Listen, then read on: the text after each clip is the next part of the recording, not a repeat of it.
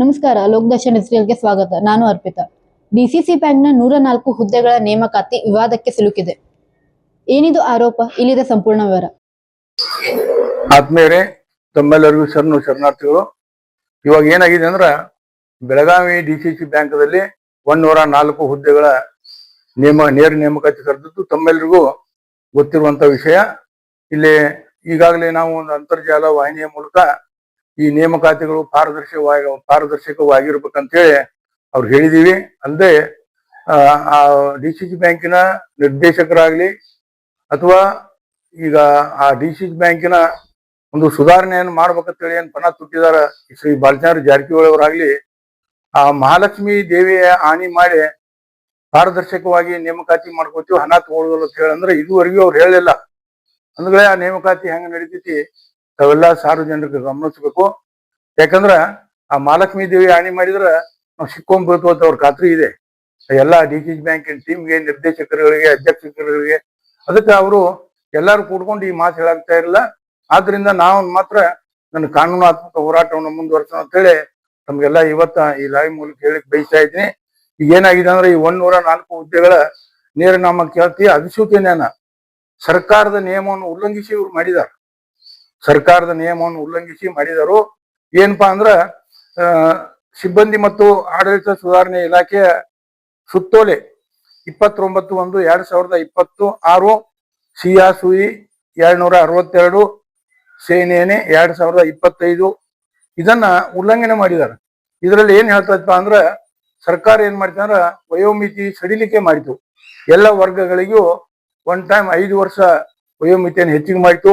ಅಂದ್ರೆ ಯಾರ್ದು 40 ಇತ್ತು ಅವ್ರಿಗೆ 45, ಯಾರ್ದು 33 ಇತ್ತು ಅವ್ರಿಗೆ 38, ಈ ರೀತಿ ಈ ಒಂದು ವಯೋಮಿತಿಯನ್ನ ಹೆಚ್ಚು ಮಾಡಿತ್ತು ಸರ್ಕಾರ. ಮಾಡಿ ಏನ್ ಮಾಡಿತಪ್ಪ ಅಂದ್ರ ಈಗ ದಿನಾಂಕ 29/1/2026 ದಿನಾಂಕ 31/12/2027 ನಡೆಯುವಂತ ನೇಮಕಾತಿಗಳೆಲ್ಲವೂ ಇದೇ ಸುತ್ತೋಲೆ ಪ್ರಕಾರ ನಡಿಬೇಕಂತ ಹೇಳ್ತು. ಆದ್ರೆ ಈ ಬೆಳಗಾವಿ ಡಿಸಿಸಿ ಬ್ಯಾಂಕ್ ಅವರು ಸುತ್ತೋಲೆನ ಉಲ್ಲಂಘನೆ ಮಾಡಿದ್ದಾರೆ. ಇದರಿಂದ ವಯೋಮಿತಿ ಮೀರಿದವರಿಗೆ ಅರ್ಜಿ ಹಾಕುವುದು ಅವಕಾಶದಿಂದ ವಂಚಿತರಾಗಿದ್ದಾರೆ. ಅದಲ್ಲದೆ ಇವ್ರು ಓನ್ಲಿ BSc BA BCom ಅಂತ ಹೇಳಿದರು. ಆದ್ರೆ ಇವತ್ತು ಉಳ್ಕಾದ ಪದವೀಧರರು ಇದ್ದಾರೆ. ನಮಗೂ ಎಲ್ಲ ಗೊತ್ತು. ಎಲ್ಲ ಪದವೀಧರಿಗೆ ಕೆಲವರು BBA MBA ಆಗಿರ್ತತಿ. ಇನ್ನು ಬ್ಯಾಂಕಿಂಗ್ ನಾಲೆಜ್ ಇರತಕ್ಕಂತ ಸಾಕಷ್ಟು ಪದವೀಧರರು ಇದ್ರು ಕೂಡ ಅವ್ರಿಗೂ ಕೂಡ ಇವರು ವಂಚಿತ ಮಾಡಿದ್ರು. ಅದಕ್ಕೆ ನಮ್ದು ಏನಪ್ಪಾ, ಇವತ್ತ ನಾನು ರಿಸರ್ವ್ ಬ್ಯಾಂಕ್ ಆಫ್ ಇಂಡಿಯಾ ಮತ್ತು ನಬಾರ್ಡ್ದವ್ರಿಗೆ, ಅಲ್ಲೇ ಸಹಕಾರ ಸಚಿವರು ಶ್ರೀ ಲಕ್ಷ್ಮಣ್ ಸವದಿ ಅವ್ರಿಗೂ ಕೂಡ ನಾನು ಒಂದು ಪತ್ರ ಬರೆದು ವಿನಂತಿ ಮಾಡಿದ್ದೀನಿ. ಈ ನಿಯಮ ಮೀರಿ ಏನ ಉಲ್ಲಂಘನೆ ಮಾಡಿ ಅಧಿಸೂಚನೆ ಹೊರಡಿಸಿದಾರ, ಇದು ಕೂಡಲೇ ತಡೆಯಾಜ್ಞೆ ಕೊಡಬೇಕು. ಇಲ್ಲದೆ ಇದ್ದಲೇ ನಾನು ಕಾನೂನಾತ್ಮಕ ಹೋರಾಟ ಮಾಡ್ತೇನೆ ಅಂತ ಹೇಳಿಕೆರೆ ನಾ ಈಗಾಗಲೇ ಪತ್ರವನ್ನು ಬರೆದಿದ್ದೀನಿ. ಬರೆದು 1 ವಾರ ಆಗಿದೆ. ಸರ್ಕಾರ ಇನ್ನೂ ಯಾವುದೂ ಕ್ರಮ ಕೈಗೊಂಡಿಲ್ಲ. ಆದ್ರೆ ಇಲ್ಲೇನ ನಡೀತಾ ಇದೆ, ಲಕ್ಷ್ಮೀದೇವಿ ಹಾನಿ ಮಾಡ್ದನ ಇವ್ರೇನ್ ಮೌನ ವಹಿಸಿದ್ದು ಹಲವಾರು ಅನುಮಾನಗಳು ಉಂಟಾಗ್ತಾ ಇದೆ. ಒಂದೊಂದು ಹುದ್ದೆಗೆ 50 ರಿಂದ 60 ಲಕ್ಷ ರೊಕ್ಕ ಕೇಳ್ತಾರಂತೇಳಿ ಸಾರ್ವಜನಿಕವಾಗಿ ಈಗಾಗಲೇ ಚರ್ಚೆ ಆಗ್ತಾ ಇದೆ. ಆಗ್ಲಿ ನಮ್ದೇನಪ್ಪಾ ವಿಷಯ ಅಂದ್ರೆ ಇದನ್ನ ನ್ಯಾಯಾಲಯಕ್ಕೆ ಹೋಗ್ಬೇಕು. ನ್ಯಾಯಾಲಯ ಮುಖಾಂತರ ಪಾರದರ್ಶಕವಾಗಿ ನಡಿಬೇಕು. ಪಾರದರ್ಶಕ ಅಂದ್ರೆ ಯಾವ ರೀತಿ ಇರಬೇಕು? ನೇಮಕಾತಿ ಪರೀಕ್ಷೆಗಳು ಕರ್ನಾಟಕ ಪರೀಕ್ಷಾ ಪ್ರಾಧಿಕಾರದ ಮುಖಾಂತರವಾಗಿ ಈ ಪರೀಕ್ಷೆಯನ್ನು ನಡೆಸಬೇಕು. ಅದಲ್ಲದೆ OMR ಶೀಟ್ಗಳನ್ನ ಕೂಡಲೇ ಪರೀಕ್ಷೆ ಮುಗಿದ ತಕ್ಷಣ ಎಲ್ಲ ಅಪ್ಲೋಡ್ ಮಾಡ್ಬೇಕು. ಅವರೆಲ್ಲ ಅಪ್ಲೋಡ್ ಮಾಡ್ಬೇಕು. ಅದಲ್ಲದೆ ಯಾರು ಅರ್ಜಿದಾರರು ಎಷ್ಟೆಷ್ಟು ಅಂಕಗಳನ್ನು ತೆಗೆದುಕೊಂಡ ಬಗ್ಗೆ ಅಂಕಗಳನ್ನು ಕೂಡ ಪ್ರಚುರಪಡಿಸಬೇಕು. ಅದಲ್ಲದೆ ಈ 1:5 ಅನುಪಾತದಲ್ಲಿ ಇವರೇನ ಸಂದರ್ಶನ ಕೈತರು ಒಳಗೆ ಏನ್ ನಡ್ತಿದ್ ನಿಮ್ಗೆಲ್ಲ ಗೊತ್ತಿದೆ ಸಂದರ್ಶನದಲ್ಲಿ.